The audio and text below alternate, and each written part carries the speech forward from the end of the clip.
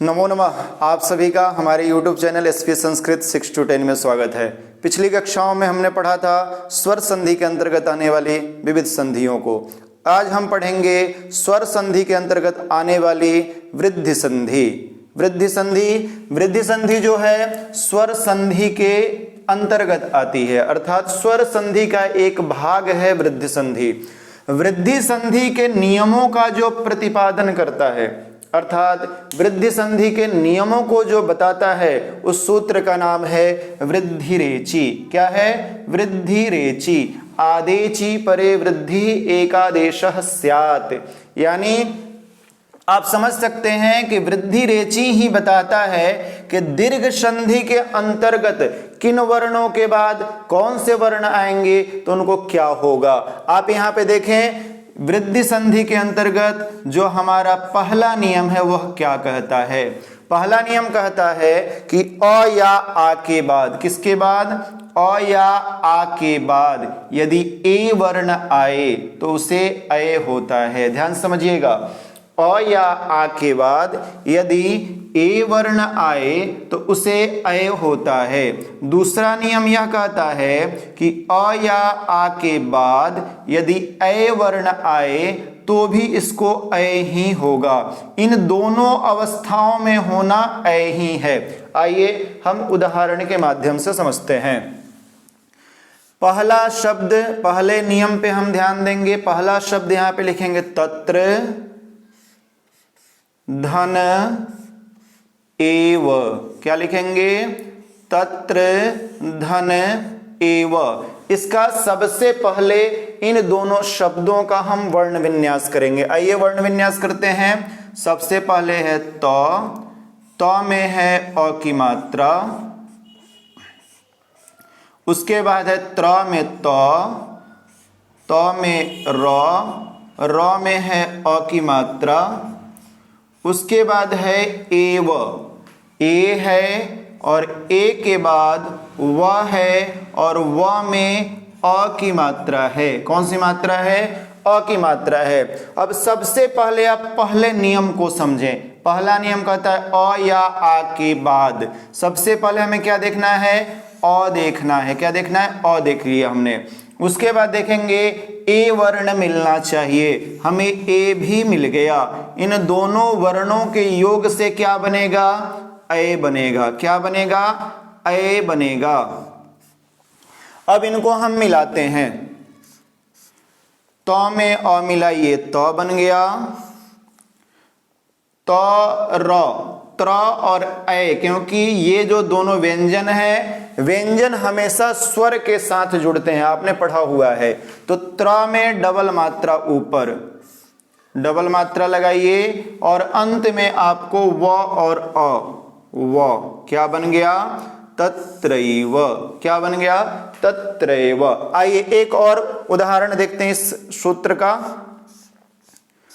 सदा धन एव। सदा धन एव, इसका भी आप लोग वर्ण विन्यास कीजिए।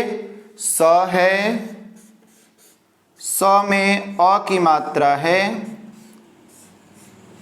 द है, द में आ की मात्रा है। क्या है? आ की मात्रा है। सदा हो गया एव, ए है, ए के बाद व है और व के बाद अ है।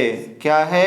अ है। यहां पे देखिएगा, ऊपर वाले में आपको यहां पे अ मिला था, इसमें यहां पे आ मिलेगा। यानी आपका सूत्र भी कहता है कि अ हो या आ हो। क्या हो?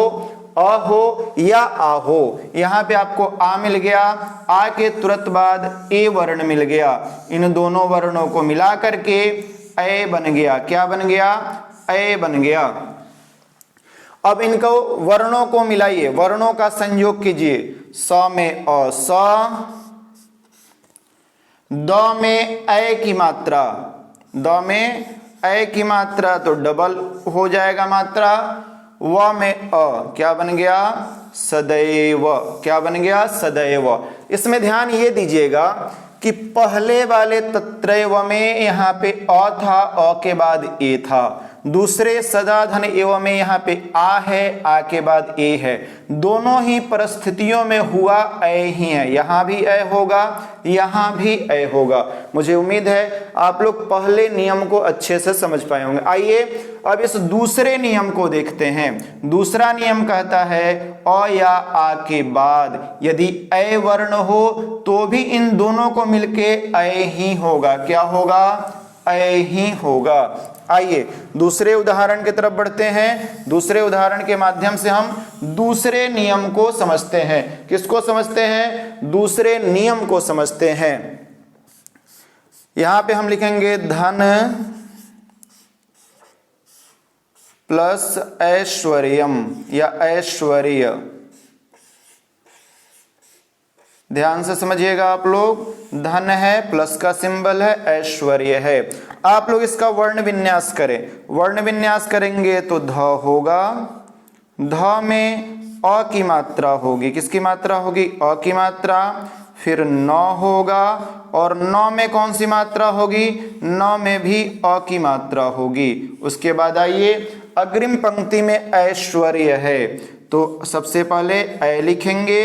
ऐ स्वर वर्ण है। उसके बाद श है, श आधा है इसलिए इसमें अ इत्यादि नहीं होगा।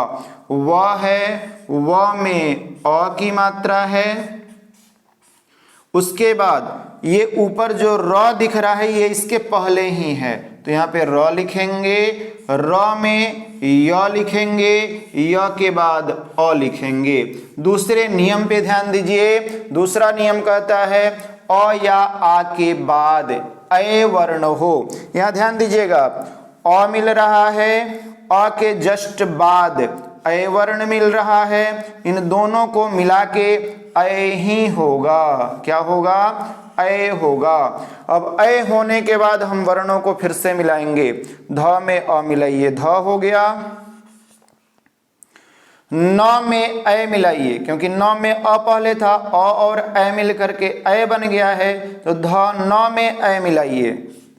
न में ए मिल गया, आधा श हो गया, व हो गया, र है ऊपर आ जाएगा। क्या बन गया?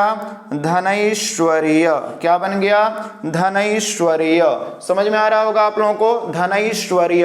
एक उदाहरण हम दूसरे नियम का और देखते हैं। इसका है मत धन ऐक्य। मत